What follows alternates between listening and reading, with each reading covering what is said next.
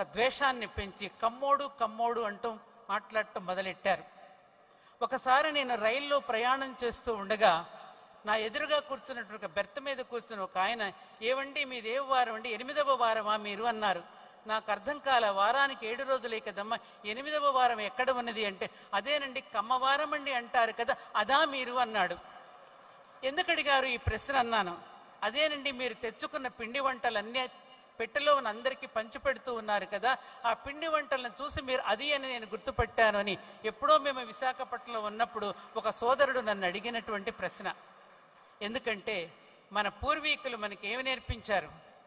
ఎవరికి వారుగా కాక ఒకరికి ఒకరుగా ఉండండిరా, పోటీ పడే స్థితి నుండి ఒకరికి ఒకరు సహకరించుకునే స్థితికి ఎదగండిరా, కులాలతో కొట్లాడుకోకుండా ఆ కులాలలో ఉన్న సౌకర్యాన్ని వినియోగించుకోండిరా, మతాల కోసం దెబ్బలాడుకోకుండా ఆ మతాలలో ఉన్న సారాన్ని గ్రహించి ఏ మతమైన చివరికి సనాతన ధర్మంలోనే విలీనమవుతుందనే సత్యాన్ని గ్రహించి వర్తించండి రాని మన పూర్వీకులు చెప్పారు.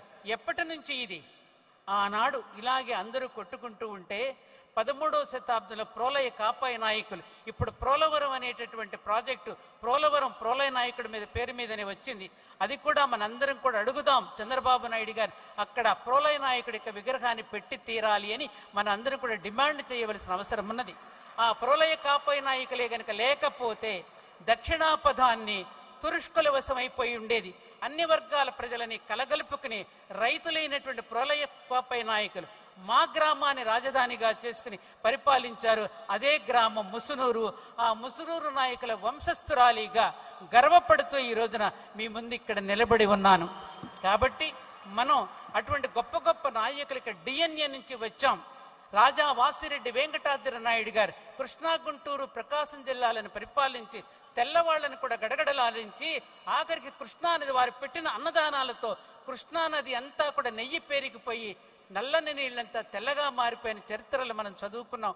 అటువంటి వాళ్ళ యొక్క డిఎన్ఏ మనలో ఉన్నది. కాబట్టి ఆత్మీయ సోదర బంధువులారా, మీ అందరికీ నేను చేసుకునే విన్నపం ఒక్కటే, ఎవరికి వారుగా విడిపోకండి. మన డిఎన్ఏ గొప్పతనాన్ని అందరినీ కలుపుకుపోయే గొప్పతనం మనలో ఉన్నది. కులం అనేటటువంటిది ఒక గుంపు మాత్రమే. ఎల్ఐసి కాలనీ అని పెట్టుకుంటున్నారు, బ్యాంకర్స్ కాలనీ అని పెట్టుకుంటున్నారు, జడ్జెస్ కాలనీ అని పెట్టుకుంటున్నారు, కామర్ ఆఫ్ ఛాంబర్స్ అని అంటున్నారు, అలాగే గ్లోబల్ ఫెడరేషన్ అని వాసవి క్లబ్ అని పెట్టుకుంటున్నారు.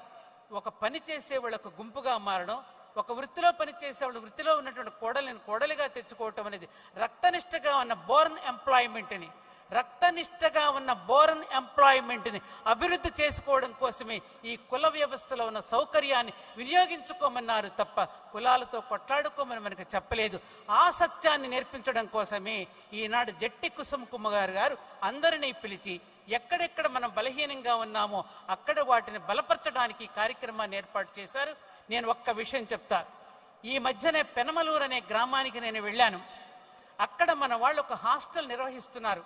ఆడపిల్లల్ని చూస్తే ఆ గ్రామంలో ఆటో వాడి దగ్గర నుంచి ప్రతి ఒక్కరు కూడా ఆడపిల్లలను పొగుడుతూ ఉన్నారు. వాళ్ళ క్రమశిక్షణ, వాళ్ళ విజ్ఞానము, వాళ్ళ వివేకము, సంస్కారాన్ని చూసి ఆ గ్రామస్తులందరూ పొగుడుతూ ఉంటే ఆ డ్రైవర్ని నేను ఆ హాస్టల్కి వెళదామని నేను వెళితే ఆ ఆడపిల్లలందరూ పల్నాటి నుంచి వచ్చిన అతి పేద కమ్మవారి కుటుంబాలను వచ్చిన పిల్లలు. వాళ్ళు ఎలా జరుగుతుందో తెలుసా? గుంటూరు కమ్మ హాస్టల్లో నేర్చుకుంటున్న ఆడపిల్లల కోసం, పెనమలూరులో అక్కడ ఇక్కడ చదువుతున్న మన ఆడపిల్లల కోసం మగపిల్లలందరూ కూడా క్యూ కడుతున్నారు పెళ్లిళ్ళు చేసుకోవడానికి. అక్కడ పిల్లల్లో ఉన్న సంస్కారాన్ని, అక్కడ పిల్లలలో ఉన్న నిజాయితీని, అక్కడ పిల్లలలో ఉన్న విజ్ఞానాన్ని మాకు కట్నం ఇవ్వకపోయినా పర్వాలేదు, ఆ హాస్టల్లో చదువుకునే పిల్లలు మేము పెళ్లి చేసుకుంటామని చెప్తున్నారు. అయిపోయింది. ఆఖరిగా ఈ మధ్యనే కమ్మ కిచెన్ అనేది ఒకటి ప్రారంభం చేసి భోజనం లేని వాళ్ళకి భోజనం పంపిస్తున్నారు. అటువంటి అన్నపూర్ణగా మన పూర్వీకులు కర్మయోగులుగా జీవించి, మా పూర్వీకులందరూ, మా నాన్నగారు ఇలా పెట్టి చూసేవారు సూర్యుడిని. అయ్యో బాటసారి ఒక్కడు లేడే నా పక్కన కూర్చొని భోజనం చేయడానికి, ఇవాళ ఒంటరిగా కూర్చొని భోజనం చేయవలసి వస్తుందని బాధపడినటువంటి మన పూర్వీకులు. కాబట్టి ఒక్కటే, ఎచ్చులకు పోకండి, పెళ్ళిళ్ళు పెద్ద పెద్దగా ఘనంగా చేయాలనే ప్రయత్నాలు చేయకండి, వంటకాలు కూడా అన్నిన్ని పెట్టి వేస్ట్ చేయకండి. అన్నపూర్ణమ్మ మనం అన్నాలు పెట్టాను తప్ప అన్నాన్ని వృధా చేయలేదు. ఆడంబరాలకి పోకుండా ఆత్మీయతను పెంచుకోమని, ఆత్మీయతతో జీవించమని, పెళ్ళిళ్ళు కూడా సింపుల్గా చేసుకుంటూ ఇతరులకు ఆదర్శంగా ఉందామని మీ సోదరిగా, మీ ఆడపడుచుగా